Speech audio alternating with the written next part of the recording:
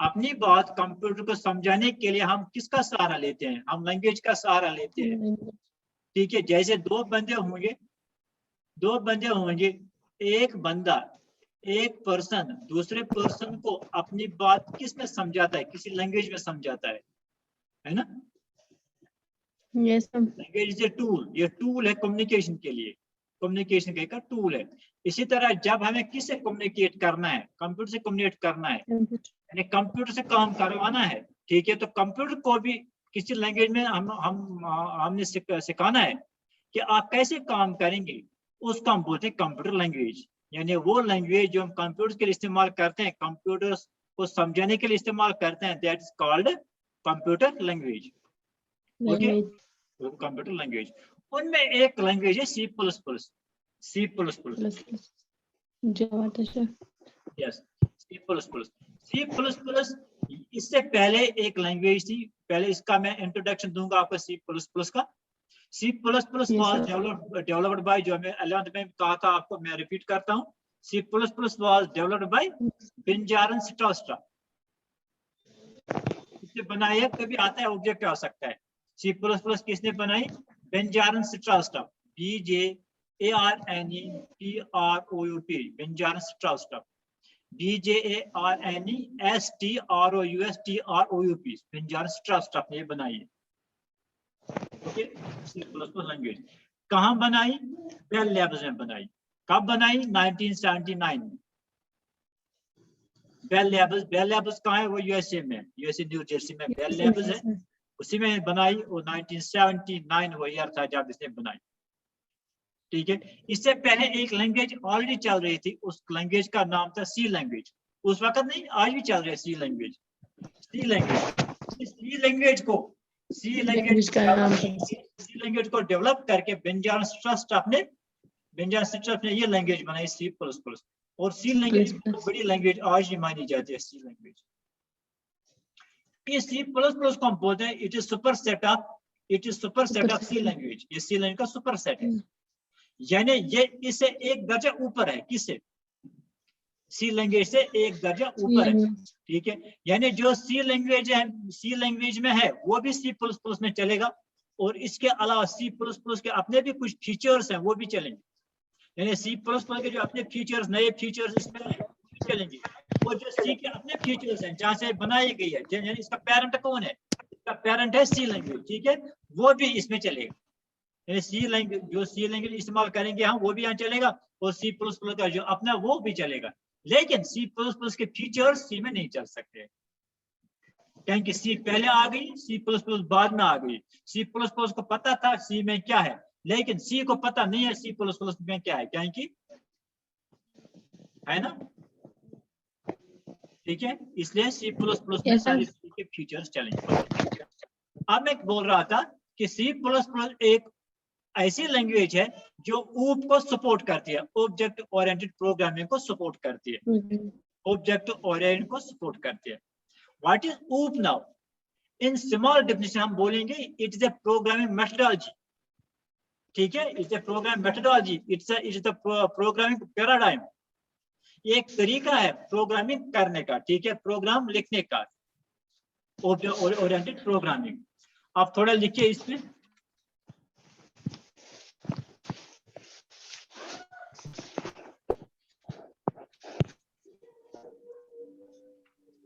राफिया आपके पास? Yes sir, बोलिए। Group is an approach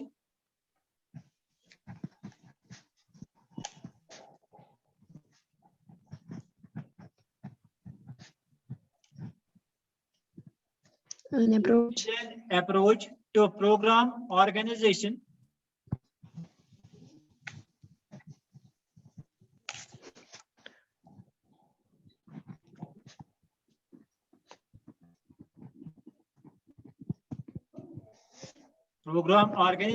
and development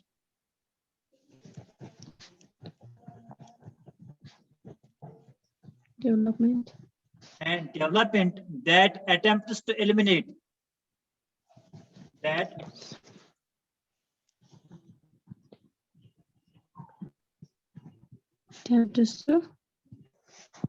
that attempts to eliminate some of the pitfalls Some of the pitfalls, pitfalls, एक ही word है, pitfalls. Pitfalls means shortcomings, ठीक है?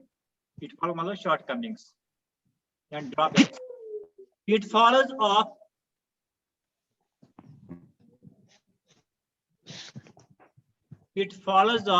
conventional, conventional, conventional programming,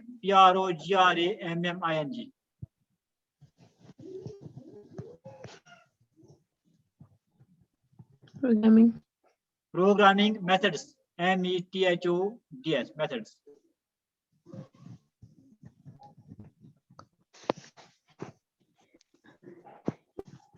Full stop के बाद लिखिए. It is a new way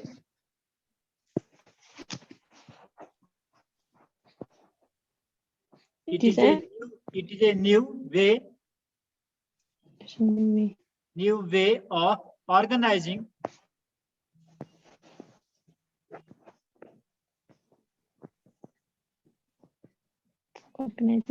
and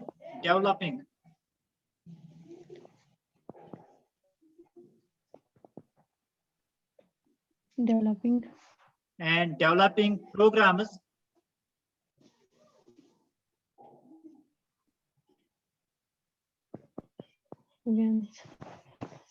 and has nothing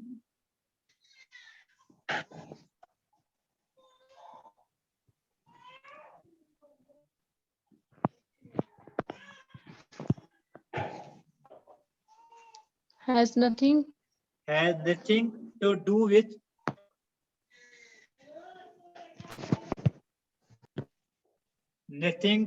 with any particular language.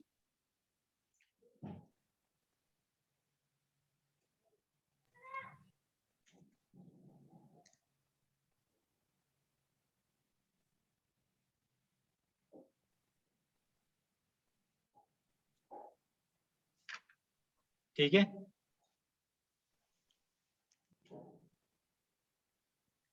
Okay, हम अब question उठता है, क्वेश्चन अराइज होता है, क्यों, व्हाई ऊप, क्यों ऊप? क्योंकि जो पुरानी प्रोग्राम मेथोडोलॉजीज थे जो इससे पहले हम इस्तेमाल करते थे, उसको बोलते थे हम मॉडुलर प्रोग्रामिंग, या हम बोलते थे स्ट्रक्चर्ड प्रोग्रामिंग. स्ट्रक्चर्ड प्रोग्रामिंग में कुछ पिटफॉल्स थे, कुछ ड्रॉबैक्स थे, जो ड्रॉबैक्स ऊप ने खत्म कर दी. बात आगे समझ, हमें ऊप की जरूरत क्या पड़ी? जैसे आपने देखते हैं गाड़ियों के मॉडल आते हैं, जो नया मॉडल आता है वो क्यों आता है? नया मॉडल इसलिए आता है क्योंकि पुराने मॉडल में जो खामियां होती हैं उनको दूर करके नया मॉडल बनाया जाता है ना? इसी तरह जो ऊप है, जो पुरानी प्रोग्रामिंग टेक्निक्स थी, उनमें स्ट्रक्चर्ड प्रोग्रामिंग है, इनमें मॉडुलर प्रोग्रामिंग है, उनमें कुछ खराबियां थी, ठीक, उनमें कुछ कमियां थी, कुछ ड्रॉबैक्स थे. उन ड्रॉबैक्स को खत्म करके एक नया कंसेप्ट आ गया, ऑब्जेक्ट ओरिएंटेड प्रोग्रामिंग.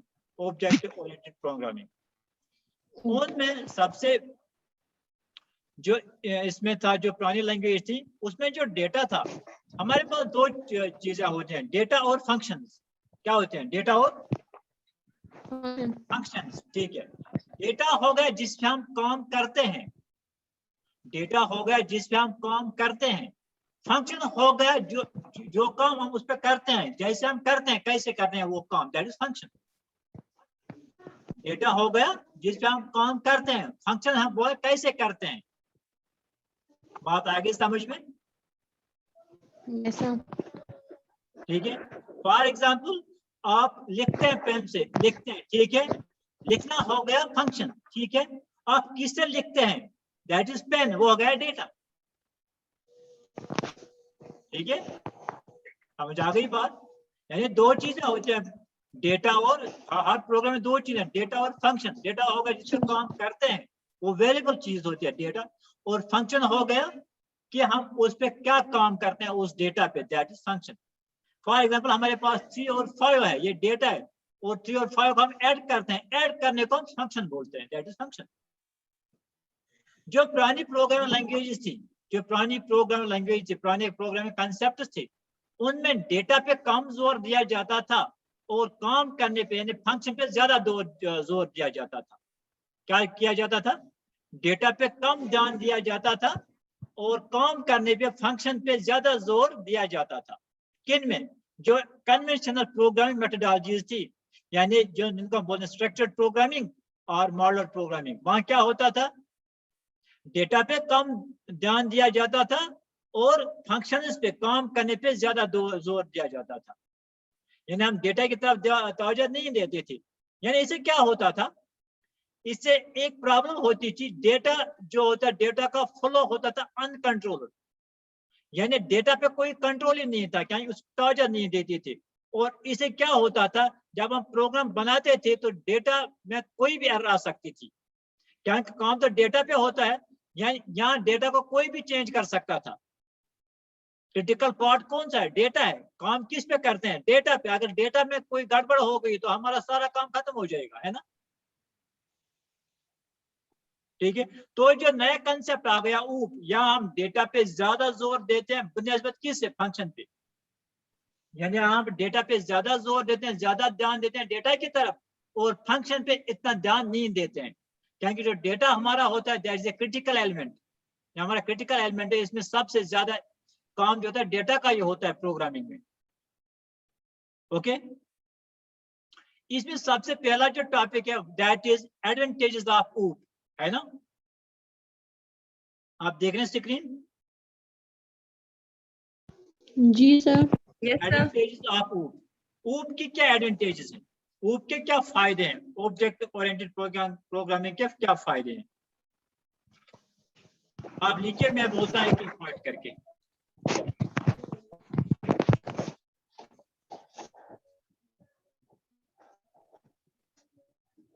लिखिए, some advantages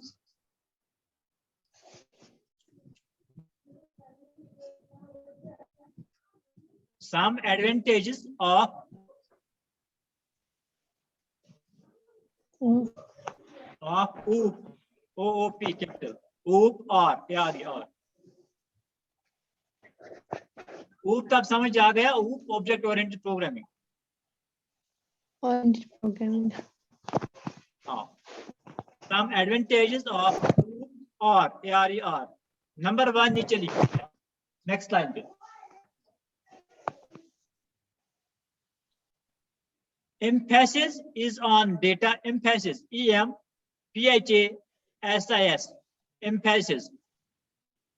What does emphasis mean?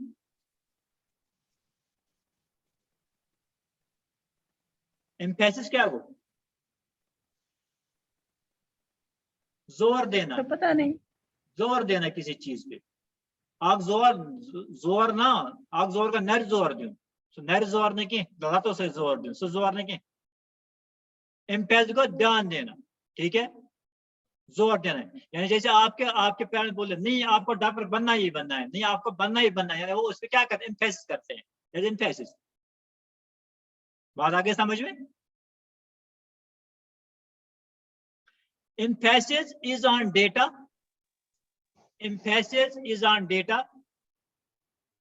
Sir ये पहला है। हाँ, number 1, emphasis is on data. Emphasis is on data rather than procedure.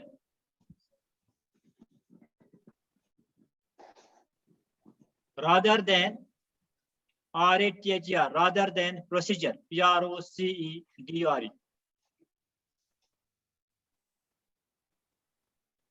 यानी ज्यादा जोर किस पे दिया जाता है? डेटा पे।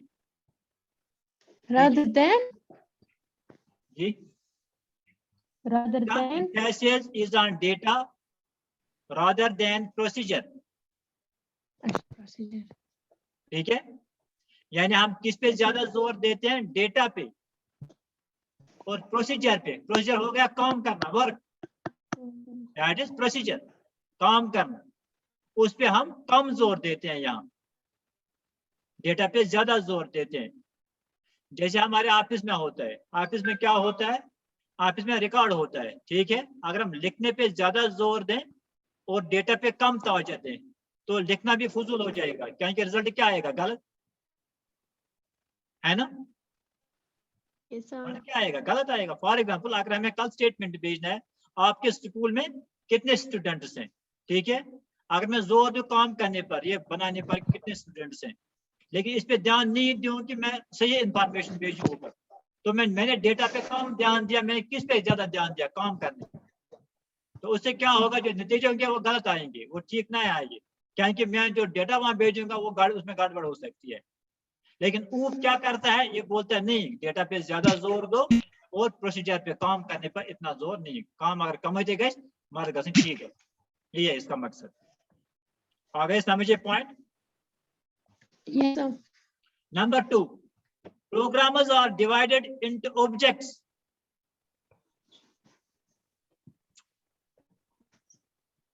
Programmers are divided into objects.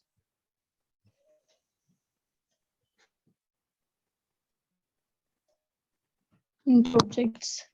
Into objects rather than functions.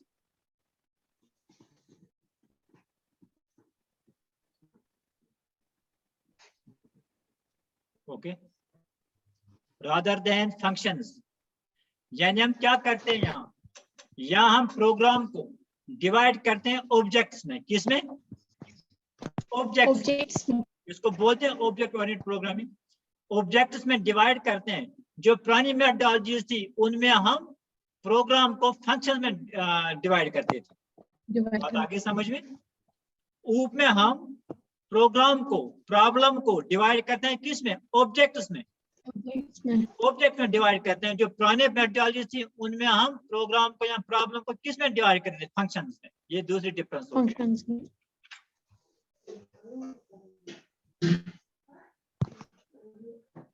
Number 3, data structures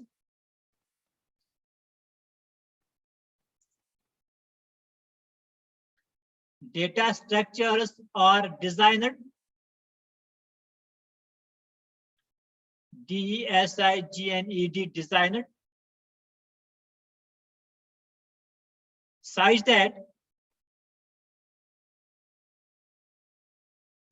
that they characterize CHARACTERIZE, characterize the objects.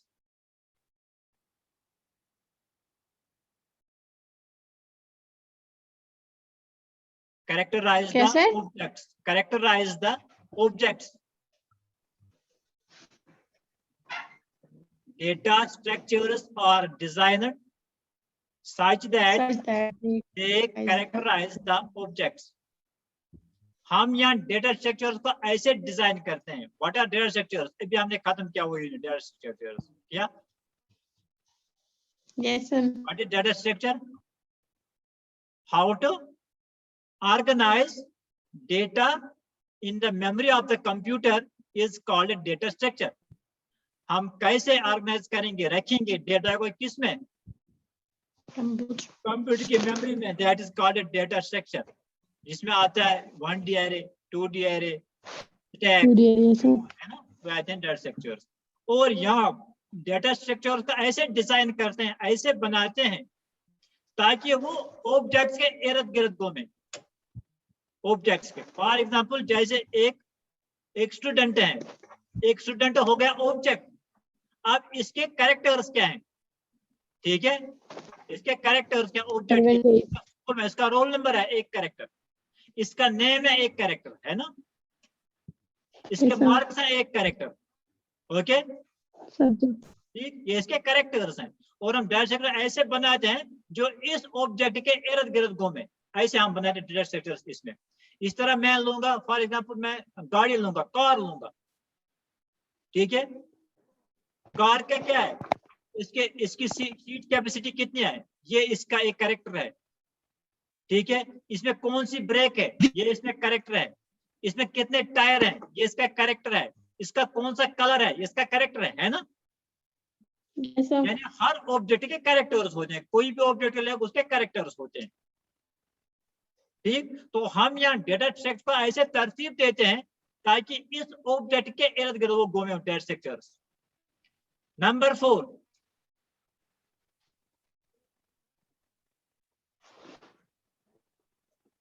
functions that operate on the data.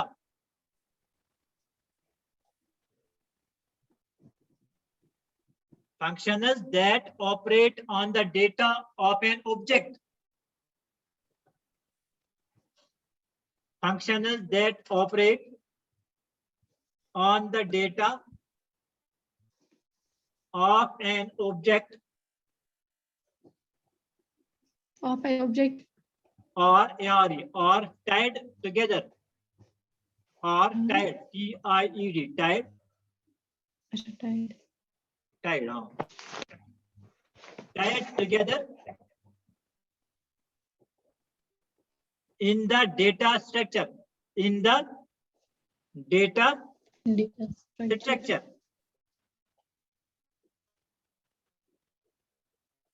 Functions that operate on the data, वो function जो data पे काम करते हैं। Of an object, एक object की दो चीजें होती हैं, एक ऑब्जेक्ट की डेटा भी होता है, एक ऑब्जेक्ट की फंक्शन भी होती है। क्या होती है? दोनों चीजें, एक ऑब्जेक्ट की फंक्शन भी होती है, एक ऑब्जेक्ट की डेटा भी होता है। कैसे, वो समझेंगे। फॉर एग्जाम्पल हम एक स्टूडेंट को लेंगे, स्टूडेंट को लेते हैं, ठीक है। Yes, sir. इसका रोल नंबर इसका डेटा है, इसके मार्क्स इसका डेटा है, ठीक है। Yes, sir. है ना, लेकिन इसका चलना, जब ये चलता है इसका डेटा नहीं है, वो फंक्शन है। ये कितना तेज चलता है, Function. दैट इज फंक्शन, ठीक है। ये कितना खाता है, इसके फंक्शन है, ये डेटा नहीं है, है ना। ये कितना सोता है, ये क्या है, ये फंक्शन है। यानी हर ऑब्जेक्ट के साथ दो चीजें जुड़ी होती हैं, एक इसके साथ डेटा होता है और होता है फंक्शन। Function. डेटा भी होता है और फंक्शन। इसी तरह गाड़ी को लेंगे, गाड़ी की स्टीयरिंग क्या है, ऑब्जेक्ट है। गाड़ी का कलर क्या है, ऑब्जेक्ट है, Object. ठीक है। लेकिन गाड़ी का जो गाड़ी की स्पीड है वो क्या है, वो फंक्शन है, Function. That is function. गाड़ी कितनी तेज चलती है, दैट इज फंक्शन। यानी हर चीज के साथ, हर ऑब्जेक्ट Data और के साथ दो चीजें होती हैं, हर ऑब्जेक्ट के दो चीजें होती हैं, डेटा और फंक्शन। यानी डेटा हो गया जिस पे हम काम करते हैं, फंक्शन हो गया क्या काम करते हैं। यानी Yes, sir. गाड़ी में ब्रेक होता है, ठीक है, या एक्सेलरेटर होता है। एक्सेलरेटर खुद में क्या है, एक्सेलरेटर क्या है, वो डेटा है। लेकिन जब एक्सेलरेटर दबाते हैं वो क्या हो गई, फंक्शन, Function.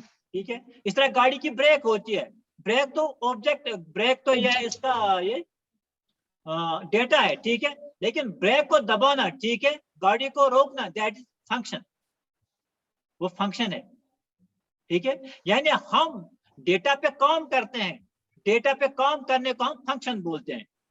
और यहाँ function that operate on the data, function किस पे काम करेंगे, डेटा पे, Data पे.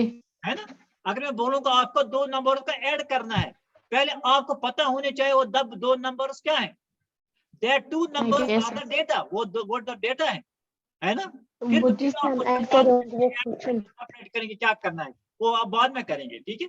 लेकिन पहले आपको डेटा होना पता है। यानी फंक्शन किस पे काम करेगी, डेटा पे। अगर डेटा नहीं Data होगा पे. तो काम नहीं हो सकता, ठीक है। अगर आपके प्लेट में खाना नहीं होगा आप क्या खाओगे, कुछ नहीं sir. कुछ नहीं, ठीक है। तो पहले डेटा होना चाहिए तब काम होगा ना, तब function होगी जिससे. तब फंक्शन होगा, ठीक है। तो यहाँ हम क्या करते हैं उसमें, function that operate on the data, जो फंक्शन जिस डेटा पे काम करते हैं, ऑफ एन ऑब्जेक्ट, ये दोनों किसके साथ मिले हुए हैं, ऑब्जेक्ट के साथ। फंक्शन भी ऑब्जेक्ट की होती है और डेटा भी ऑब्जेक्ट की होती है। और फंक्शन किस पे काम करता है, डेटा पे काम करता है। Data पे. और टाइड टुगेदर, इनको बांध दिया जाता है, किनको, फंक्शन और डेटा को डेटा को बांध दिया जाता है, tight together. Data structure data sector एक डेटा सेक्टर टाइट, क्या जो फंक्शन होता है डेटा के साथ बांध दिया जाता है। अगर डेटा को खुला छोड़ जाएगा, ठीक है, तो उसे क्या होगा, गड़बड़ हो जाएगी।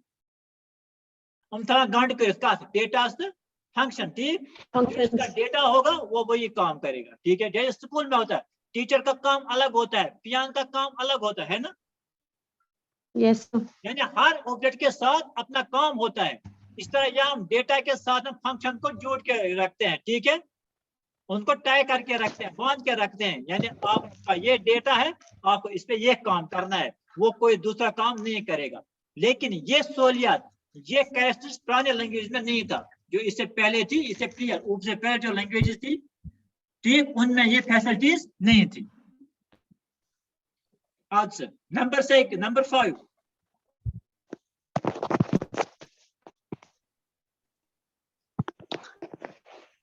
नंबर 5 लिखिए, data is hidden,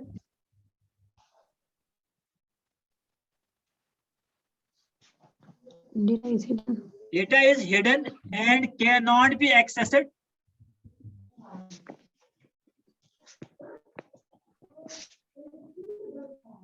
cannot be accessed, ACCESSED,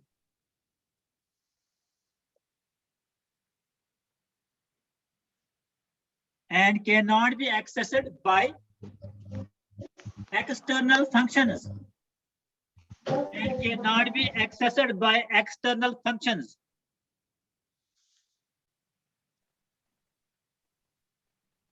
ठीक है,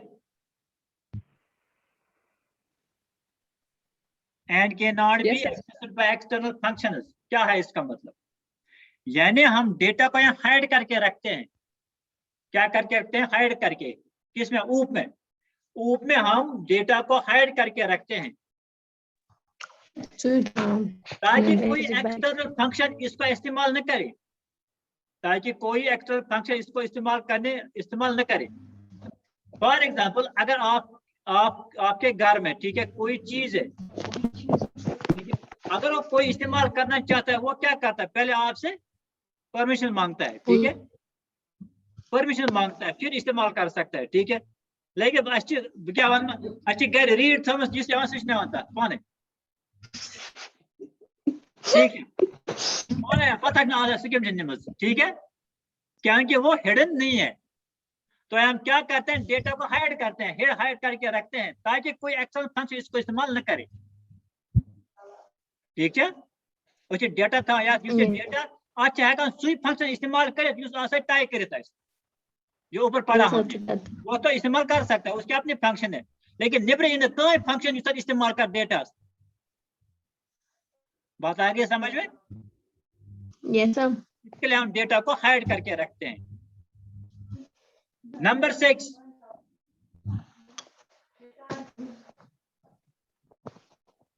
objects may communicate with each other.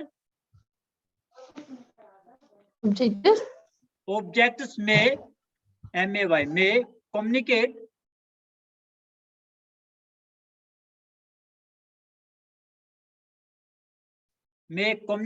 with each other through functions.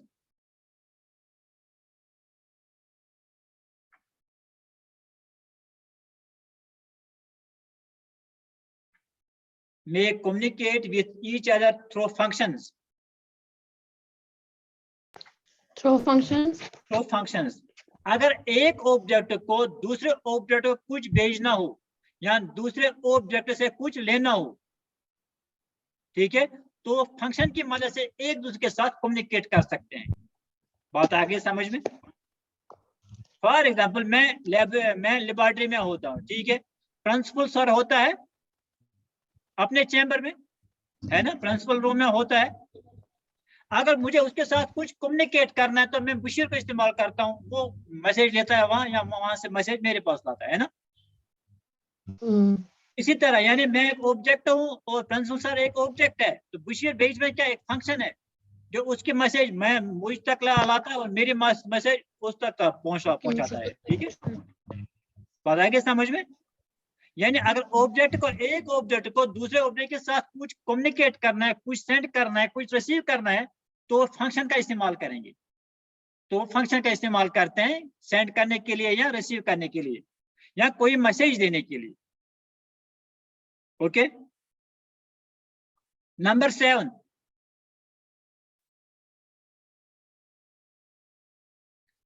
New data and functions, new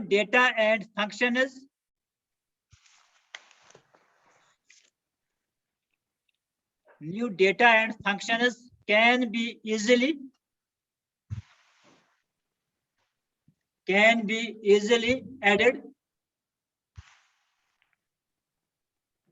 added whenever necessary. Whenever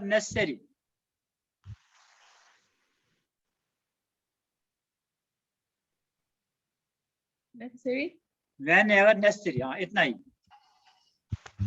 यानी ऊप में हम क्या करते हैं, अगर हमें कोई नई डेटा किसी ऑब्जेक्ट को ऐड करना होगी या कोई नई फंक्शन किसी ऑब्जेक्ट को ऐड करना होती है, हम कर सकते हैं यहाँ। लेकिन जो पुराने प्रोग्राम मेथडोलॉजी उनमें एक दफा बनाया था हमने, एक ऑब्जेक्ट या एक फंक्शन बनाई थी, हम ना उसमें कुछ ऐड कर सकते थे, ना उसमें कुछ डिलीट कर सकते थे।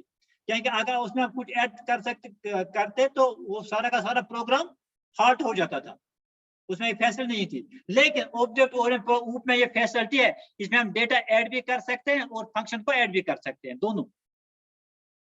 बात आएगा समझ में? जो पुराने हैं हम पढ़ते हैं इसके एडवांटेजेस क्या है ना, हम पढ़ते हैं एडवांटेज इसके क्या है। वो एडवांटेज बताओ कि पुराने जो प्रोग्राम मेथडोलॉजीज थी उनमें हम डेटा और फंक्शन ऐड नहीं कर सकते थे, लेकिन यहाँ हम इजिली ऐड भी कर सकते हैं और ऐड कर सकते हैं डेटा और फंक्शंस भी, डेटा भी ऐड कर सकते हैं और फंक्शंस भी। Number 8,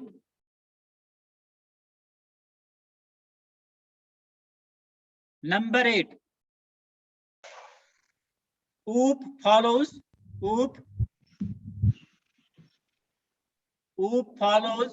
bottom up, BOTTOM-UP, bottom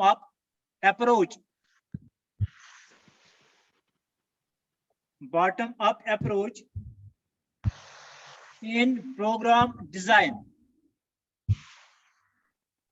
Bottom up approach in program design.